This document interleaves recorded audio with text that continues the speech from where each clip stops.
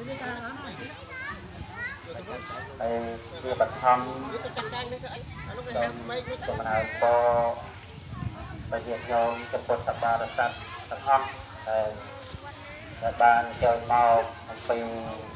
ភូមិនេះទេបងតែមកចូលរួមក្នុងកម្មវិធីបន់សង្កតាចក្ខណាទាន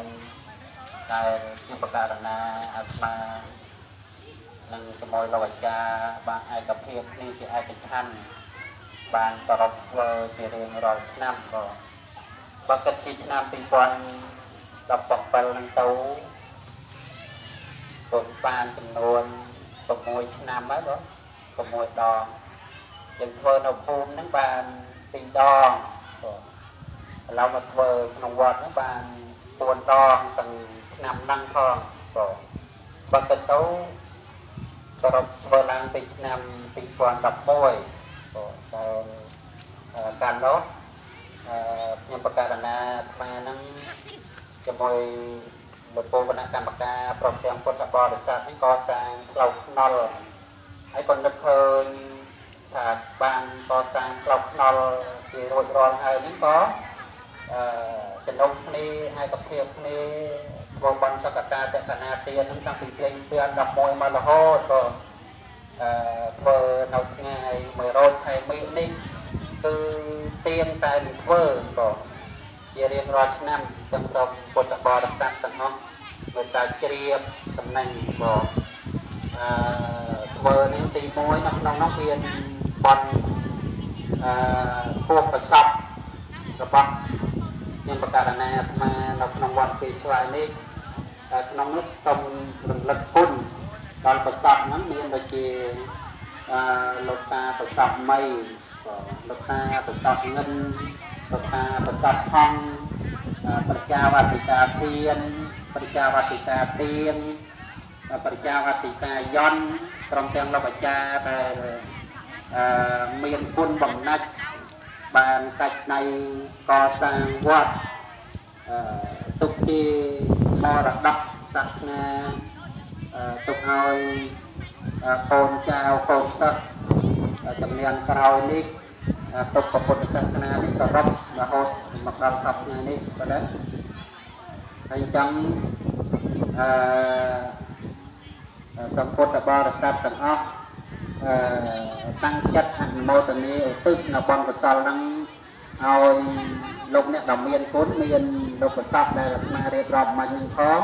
ហើយលោកអាចារ្យក៏មួយចំណែកដែលលោកអាចារ្យនឹងបានចូលរួមជាមួយ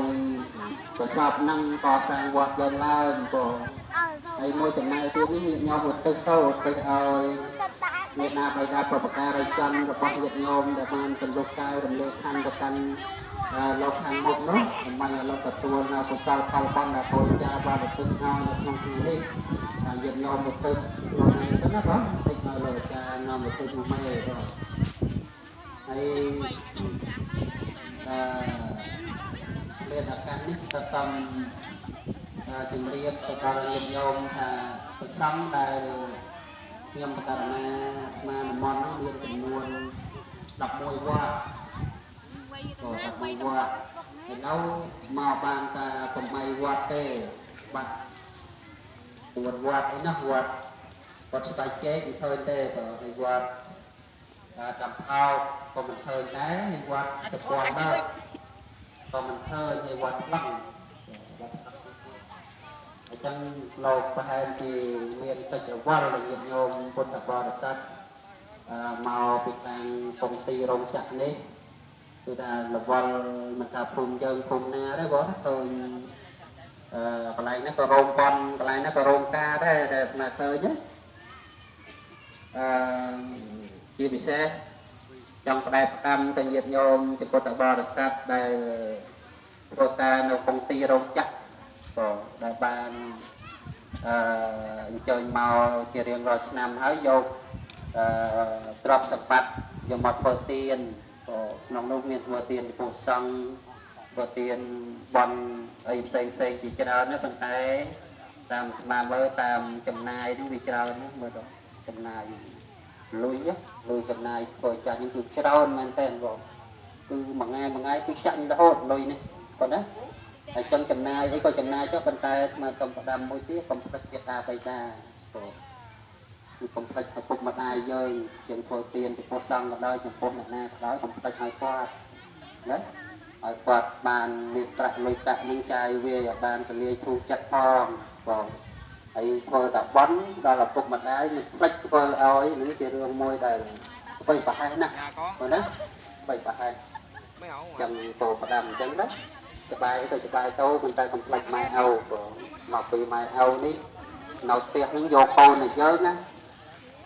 យកកូនទៅយើងបងហើយចឹងទៅផ្ញើមក1លាននេះមួយខែណាចឹងបាននិយាយលេងថាញាតិញោមមានកូនទៅកំទីគេអាត្មាគ្មានគេបាទគ្មានពួកអាត្មាគ្មានកូនទៅកំទីគេហើយមានអ្នកណាគេប្រកេនចាញ់ញាតិញោមយើយ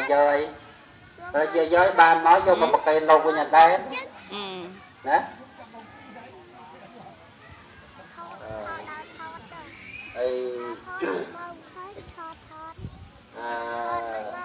ហើយសូមតាមបន្តិចទៀតថាបើកបតាមផ្លូវថ្នល់បើសិនយុវសិស្សទាំងអស់កុមារាអីហ្នឹងទៅកម្មវិធីបន់ផ្សេងទៅបើមានកម្មវិធីអីមួយហ្នឹងបើកអីសូមឲ្យប្រយ័ត្នបើសិនថោកស្រាចំបឹងអីហ្នឹងកុំបើកផ្លែបើមានបកនៅឧបដហេតុរឿងអ្វីមួយដែលជាធ្វើឲ្យទុកលំបាកដល់ក្រុមគ្រួសារហ្នឹងក៏បើសិនយើងចំបឹងអីហ្នឹងយើងក៏បើកអសោះក៏បើកអសោះជិះវៀងមានទុកលំបាកដល់ក្រុមគ្រួសារក៏អាត្មាជិះម៉ូតូទៅខ្លោលជាតិទៅធានជិះក៏រៀនមកពីម៉ូតូលួនទៅហើយជាតែខ្លាចចឹងណាបានបដាយផ្ដាំកូនសិស្សទាំងអស់ប្រយ័ត្នប្រយែងផងណាពេលទៅវិញក៏ដោយពេលមកក៏ដោយបើជិះម៉ូតូទៅត្រូវប្រយ័ត្នមែនទេប្រយ័ត្ននេះជារឿងសំខាន់បងអាយុជីវិតនឹងសំបីតែក្រក៏មានតម្លៃដែរបងសំបីតែក្រក៏មានតម្លៃដែរឲ្យតែកើតមកជាមនុស្សសំខាន់បំផុតគឺយើងត្រូវប្រយ័ត្នបងប្រយ័ត្នណាប៉ុណ្ណឹងចុះហើយថ្លែងមកអរគុណដល់លោកម្ចាស់គ្រូវត្តសរិសាធរវត្តសរិសុកែមេវត្តតាពាំងដងវត្តប្រមាណមកវត្តវត្តពុទ្ធក៏បន្តគ្រូបានមកដែរវត្តពោធិហើយវត្តលេងនងវត្តណាទៀតទេផ្លេចដល់មកប្រមៃវត្តយើងយកទៅអត់ហើយលោកតានេះវត្តខំដឹងវត្តសំខាន់ណាគេហៅខំដឹងលោកមិនមកចូលរួមដែរពីឆ្នាំទៅក៏មកដែរបាត់លោកតាមួយទៀតនៅវត្តពាន់លោកអត់ឃើញពីអង្គលោកបាត់មួយអង្គហើយមករំអង្គនេះឆ្នាំនេះហើយថ្ងៃនេះមានខ្ញុំបករណាអាត្មាហ្នឹងហើយកូនសិស្សប៉ុណ្ណានៅក្នុងវត្តមានពិភពសាមណេរចំនួន8អង្គក៏តែមានកម្រងការនឹងកម្មវិធីហ្នឹងចង់ចែកជាធម្មទានប៉ុណ្ណាចែកជាធម្មទានដល់ញាតិញោមជាពុទ្ធបរិស័ទហើយធម្មទានហ្នឹងចែកជាឌីសក៏ឌី DVD បងឌី DVD ហ្នឹងដើម្បីយកទៅចាក់នៅប្រធមវិស័យទេសនាដែលលោកទាញចាញ់មកហើយយកទៅផូតូបងណាយកទៅផូតូហើយចែកជាធម្មទានឲ្យខ្ញុំបកណាអាត្មាហ្នឹងហើយរៀបរៀងឲ្យសាមណេរធីក៏សាមណេរធីเราរៀបរៀងមកចំណុចនេះយូរហើយថាសង្ឃទានឆ្នាំហ្នឹងចិត្តចែកទីឲ្យញាតិញោមចាក់បឋមវិស័យទេសនាអញ្ចឹងហើយបងអញ្ចឹងក៏ហើយក្នុងនោះមានចូលរួមជាយុវសិស្សចំនួនប្រមាណអ្នកដែរដែលចូលរួមជាថវិកាបងណាដើម្បីធ្វើទីអញ្ចឹងអាត្មាផ្សាយឈ្មោះ